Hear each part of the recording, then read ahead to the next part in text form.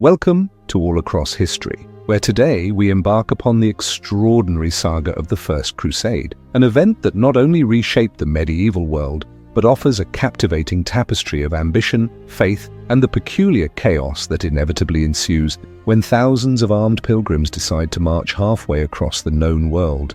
The year was 1095, a time when Christendom was fractured in ways that would make a modern diplomat reach for a stiff drink. The once mighty Byzantine Empire found itself beleaguered by the advancing Seljuk Turks, who had demonstrated their martial prowess with all the subtlety of a siege engine. Meanwhile, Jerusalem, the spiritual heart of three faiths, had been under Muslim governance for centuries, a situation that certain European powers found increasingly, how shall we say, inconvenient. Enter Pope Urban II, who at the Council of Clermont delivered an address so compelling it would make modern speechwriters weep with envy. His call to liberate the Holy Land spread throughout Europe with remarkable efficiency, particularly impressive for an era when news traveled at the speed of a horse. Thus began what we now call the First Crusade, though at the time participants simply viewed it as an armed pilgrimage with some light conquering on the side.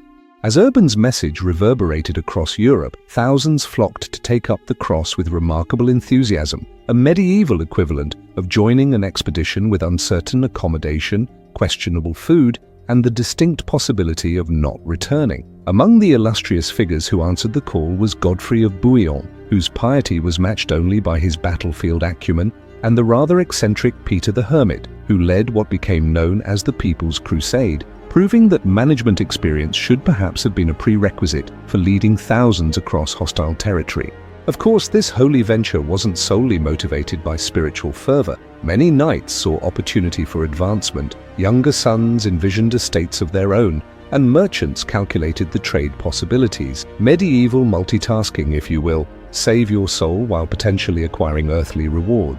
In spring of 1096, the various Crusader contingents set forth on what would become one of history's most ambitious road trips, traversing regions where the local reception ranged from cautiously hospitable to decidedly unwelcoming. They confronted the inevitable challenges of medieval campaign life, supply shortages, strategic disagreements, and the dawning realization that maps of the era were, shall we say, interpretive at best. The People's Crusade, led by our friend Peter the Hermit, demonstrated the perils of enthusiasm without experience, meeting a swift and tragic end in Asia Minor. The main armies, however, pressed onward with the singular focus of seasoned campaigners, or perhaps the stubborn determination of those who had ventured too far to contemplate turning back.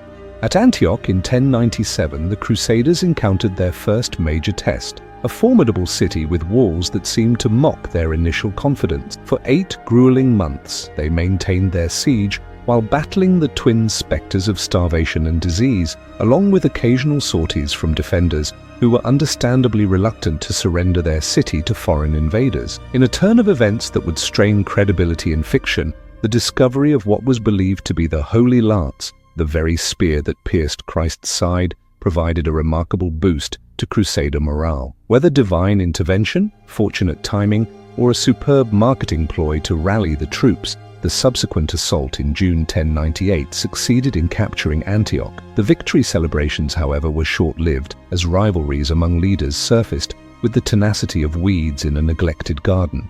With Antioch secured, the Crusader forces resumed their southward journey toward Jerusalem, navigating both physical terrain and diplomatic complexities with varying degrees of success. Their progress was occasionally interrupted by skirmishes with local forces and, perhaps more frequently, by disagreements among their own leadership, proving that committee decisions were as efficient in the 11th century as they are today. Yet despite these internal frictions, their collective resolve strengthened as they neared their objective. In June of 1099, after what must have felt like an eternal march, they arrived before the imposing walls of Jerusalem, the prize that had inspired their journey of over 2,000 miles. The Siege of Jerusalem represented the culmination of years of hardship and determination. The city's defenses were formidable, its garrison prepared, and the summer heat unforgiving, a trifecta of challenges that would test even the most devout. For weeks, the Crusaders methodically prepared their assault,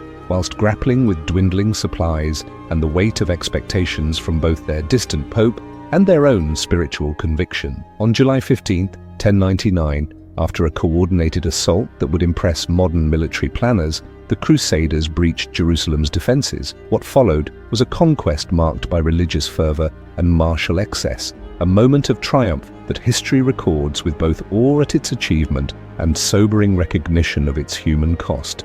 In the aftermath of Jerusalem's capture, the First Crusade culminated in the establishment of several Crusader states, including the Kingdom of Jerusalem, a remarkable achievement that would have seemed fantastical to those who first set out from Europe. Yet this success carried profound implications, deepening religious divisions and setting precedents that would influence centuries of interaction between East and West. Perhaps ironically, these conquests also facilitated unprecedented cultural exchange. Ideas, technologies, and goods flowed along routes established in conflict, enriching both civilizations in ways that the original Crusaders could scarcely have imagined, proving once again that history delights in unexpected consequences.